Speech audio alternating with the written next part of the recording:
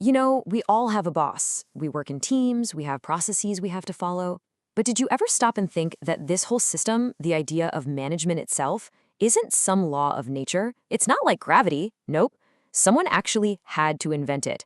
And today, we're going to look at the two men who basically drew the blueprints for the modern workplace. I mean, really think about that for a second. That entire pyramid, that chain of command at your job, the very idea that you report to someone who then reports to their boss, where did that come from? Well, it all goes back to trying to solve a huge problem.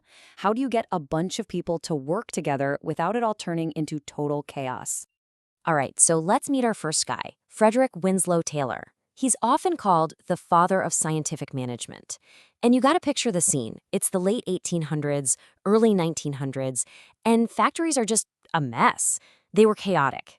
And Taylor, he looked at all that chaos and thought, you know what? This isn't just a mess. It's a problem we can solve with science. And boom, this quote right here, it tells you everything you need to know about his mindset. He was completely convinced that for any job, there was one best way to do it. And it wasn't up to the worker to figure it out. Oh no. It was the manager's job to use science to discover the single most efficient way possible, and then make sure everyone did it exactly like that. This was a completely radical idea at the time. So what did that actually look like? It meant getting rid of the old rule of thumb way of doing things, where workers just kind of did things the way they'd always been done.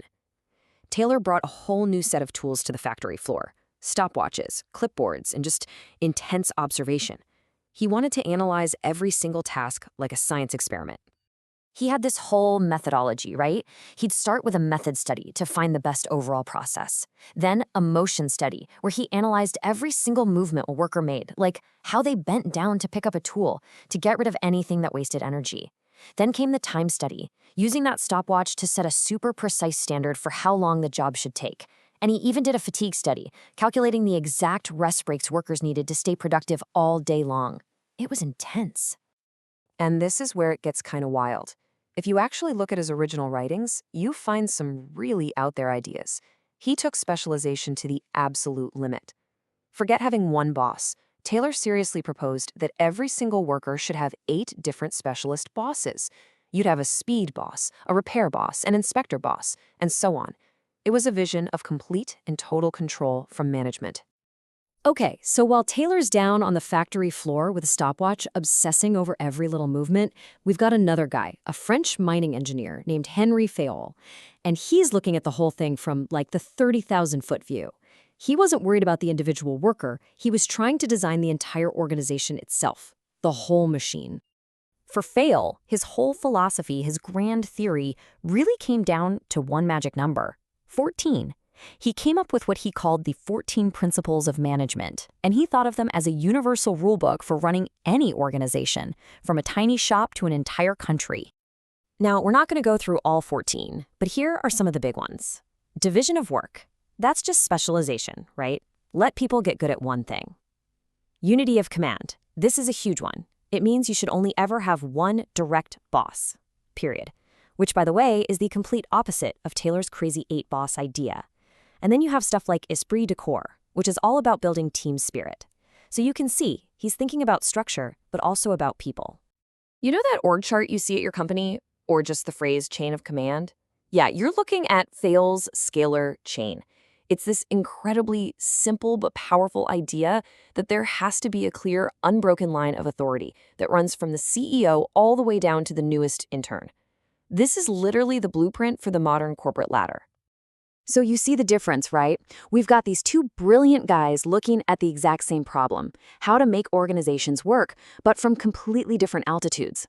Taylor's down on the shop floor, tinkering with the gears. Fayol is up in the top floor office, drawing the blueprints for the whole building. This slide just nails it. Taylor's whole approach was bottom up.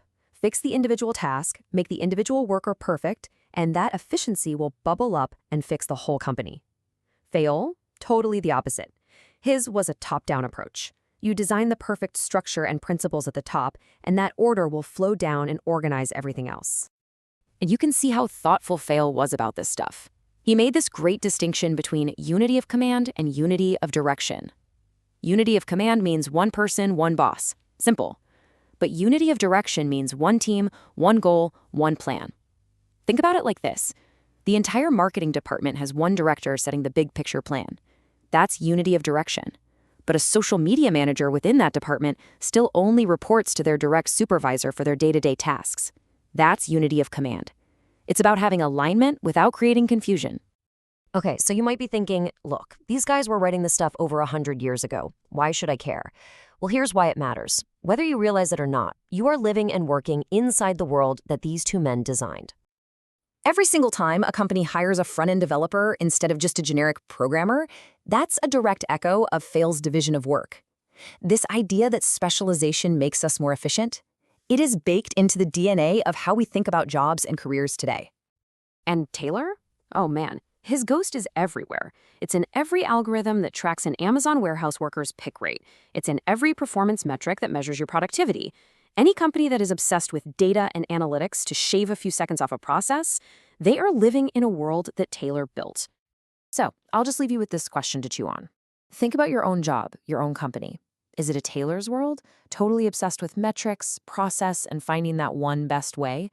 Or is it more of a Fail world, defined by clear hierarchies, org charts, and team spirit? The truth is, it's probably a mix of both.